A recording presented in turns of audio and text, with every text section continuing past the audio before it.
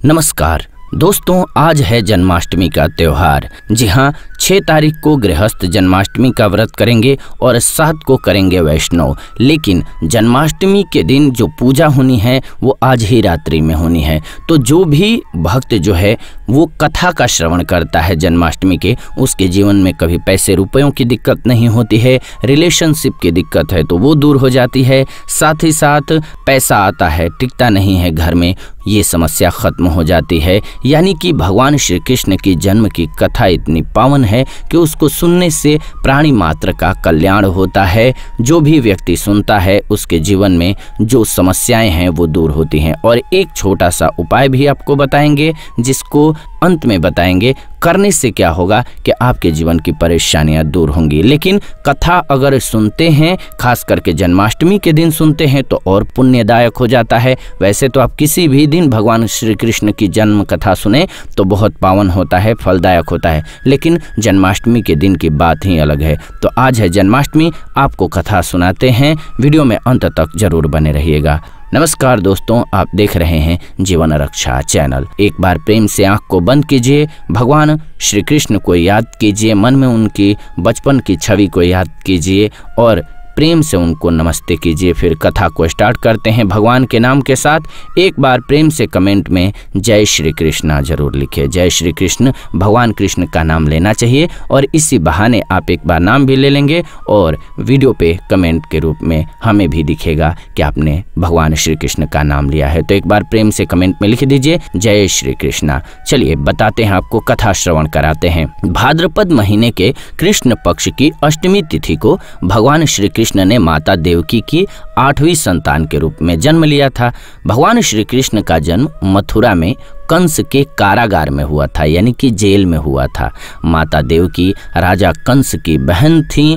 कंस को सत्ता का लालच था, यानी कि वो ये नहीं चाहता था कंस कि उसकी सत्ता कभी उसके हाथ से जाए। उसने अपने पिता राजा उग्रसेन की राजगद्दी छीन करके उन्हें जेल में बंद कर दिया था। यानी कि उग्रसेन जो थे वो कंस के पिता थे, उसको उसने जेल में बंद कर रखा था और स्वयं को मथुरा का राजा घोषित कर दिया था। राजा कंस अपनी बहन देवकी से बहुत प्रेम करता था। अपनी बहन का विवाह उसने वासुदेव से कराया, उसने देख करके धूमधाम से कराया। लेकिन जब वह माँ देवकी को विदा कर रहा था तभी एक आकाशवाणी हुई कि देवकी का 8वां पुत्र कंस की मौत का कारण बनेगा। ये सुन करके कंस डर गया। उसने तुरंत अपनी बहन और उनके पति वासुदेव को भी जेल में बंद कर दिया। जैसे पिता को बंद किया था उग्रसेन को, वैसे ही दिखा कि अरे इसका 8वां पुत्र तो मुझे मार देगा, उसने जेल में बंद कर दिया। उनके आसपास सैनिकों की कड़ी पहरेदारी लगा दी। कंस अपनी मौत के डर से देवकी और वासुदेव की 7 संतानों को मार चुका था। यानी कि कंस ने क्या किया था, देवकी को बच्चा होता था और वो आकर के उसको मार देता था।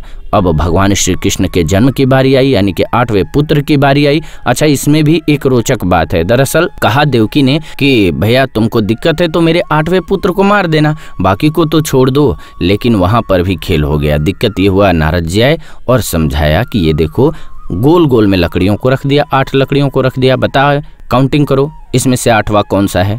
तो अब वो काउंटिंग करे, जहाँ से स्टार्ट करेगा तो 8वां दूसरा बन जाता था हर बार। उसको छोड़ करके अगली जगह से काउंटिंग करेगा तो वहाँ से 8वां दूसरा बन जाता था। इसलिए उसने 8 को मारना निश्चित किया। अब बात आई भगवान श्री कृष्ण के जन्म की। इसके बाद क्या हुआ, भाद्रपद महीने का कृष्ण पक्ष था। उस दिन अष्टमी की तिथि थी, रोहिणी नक्षत्र था, इसीलिए रोहिणी नक्षत्र का बहुत महत्व है। रात बहुत अंधेरी थी, भगवान कृष्ण का जन्म हुआ था, उस दिन अंधेरी रात थी। भगवान कृष्ण ने जानकी के 8वें संतान के रूप में जन्म लिया। कृष्ण के जन्म लेते ही कोठरी प्रकाशमय हो गई। आकाशवाणी हुई कि विष्णु जी ने कृष्ण जी के अवतार में देवकी की कोख से जन्म लिया है। उन्हें गोकुल में बाबा नंद के पास छोड़ आए और उनके घर एक कन्या जन्मी है, उसे मथुरा ला करके कंस को सौंप दे। तो हुआ क्या कि आप जानते हैं कि जेल के ताले भी टूट गए और भगवान श्री कृष्ण को लेकर के वो मथुरा से गोकुल में बाबा नंद के पास छोड़ आए थे। अब कैसे चले, तो आकाशवाणी सुनते ही वासुदेव के हाथों की हथकड़ी खुली। सबसे पहले तो सभी पहरेदार सोने लगे। कान्हा ने एक कटोरी में बाल गोपाल को रख करके वासुदेव ने एक टोकरी में बाल गोपाल को रख करके सिर पर रख लिया और गोकुल की ओर चल पड़े। कान्हा को गोकुल धाम ले जाने में वासुदेव को कई मुसीबतों का सामना करना पड़ा। यमुना नदी कृष्ण जी के चरणों को स्पर्श करने के लिए उफान पर आ गई थी, लेकिन चरण स्पर्श के बाद वह फिर से शांत पड़ गई। लेकिन उस समय तो बहुत दिक्कत हुई उनको, वासुदेव जी को।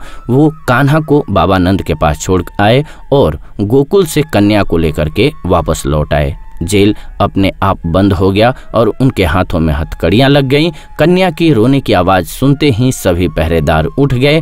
कंस बंदी गृह आया।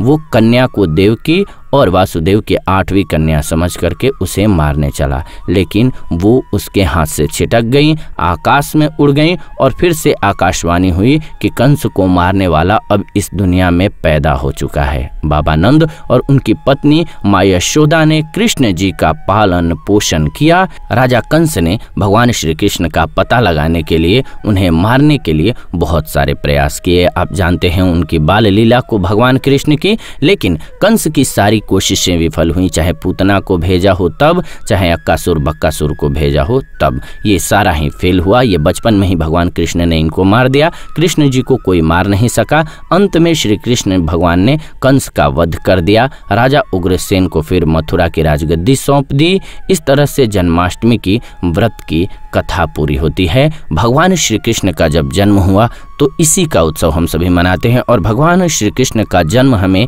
ये दिखाता है कि वो बालक जो पैदा होते ही जेल में पैदा होता है, उसका मामा ही उसका दुश्मन होता है। वो वहाँ से उसको शिफ्ट किया जाता है। बचपन फिर उसका मुश्किलों से ही गुजरता है, क्योंकि वो बचपन में ही पूतना मारने के लिए गई। अक्कासुर बक्कासुर, ऐसी कितने युद्ध पूरे जीवन में भगवान श्री कृष्ण ने किए, तब जाकर के सफलता हासिल की। वैसे ही हम सभी छोटी छोटी मुसीबतों में टूट ना जाए, हमें मजबूती से डटे रहना चाहिए और अपने लक्ष्य को प्राप्त करने के लिए कठिन परिश्रम करना चाहिए। भगवान श्री कृष्ण का जीवन ये हमें हमेशा बताता है कि सही रणनीति, सही मेहनत और कर्म के साथ कार्य को करना चाहिए। जीवन में सफलता अर्जित करनी चाहिए। इस भूधरा पे आए हैं तो हम सभी की ये जिम्मेदारी है कि अपना मेहनत ईमानदारी से जरूर मेहनत करें। एक बार प्रेम से बोलिए जय श्री कृष्णा। भगवान श्री कृष्ण का जन्म हुआ, इसका उत्सव हुआ। अब बात आती है आपके टोटके की कि क्या उपाय करें इस दिन जिससे भगवान श्री कृष्ण प्रसन्न हो।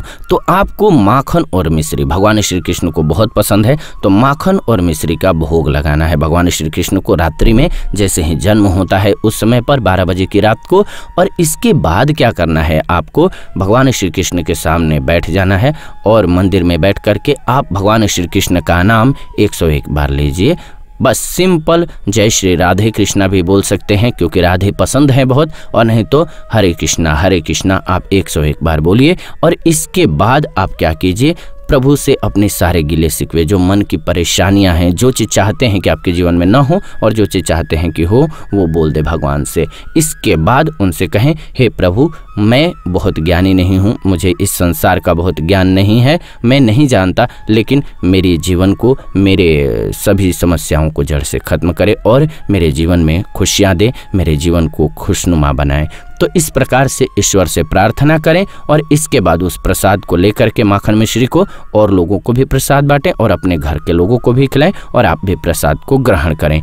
आपके जीवन में देखेंगे कि तरक्की होने लगेगी, खुशियां आने लगेंगी और भगवान श्री कृष्ण का आशीर्वाद प्राप्त होगा। तो एक बार प्रेम से बोलिए जय श्री राधे कृष्णा। प्रेम से कमेंट में भी एक बार जरूर लिखिए। यहीं से स्टार्ट करते हैं, भगवान श्री कृष्ण का नाम जरूर लीजिए, क्योंकि आज जन्माष्टमी है। भगवान श्री कृष्ण का नाम लीजिए और वीडियो को अंत तक देखा आपने, इसलिए दिल से धन्यवाद। लेकिन ऐसी ही नई जानकारीपूर्ण वीडियो इस चैनल के माध्यम से हम लेकर के आते रहते हैं, तो ऐसी नई जानकारीपूर्ण वीडियोज के लिए चैनल को सब्सक्राइब कर लीजिए, बेल नोटिफिकेशन को ऑन कर लीजिए, ताकि नई वीडियो जब भी लाएं नोटिफिकेशन आपको सबसे पहले मिले। साथ ही साथ वीडियो को लाइक, शेयर और कमेंट करना मत भूलिए। आप अपना सुझाव भी दीजिए कि आपको हमारी वीडियोज कैसे लगते हैं। आपके सुझाव हमारे लिए बेहद कीमती हैं।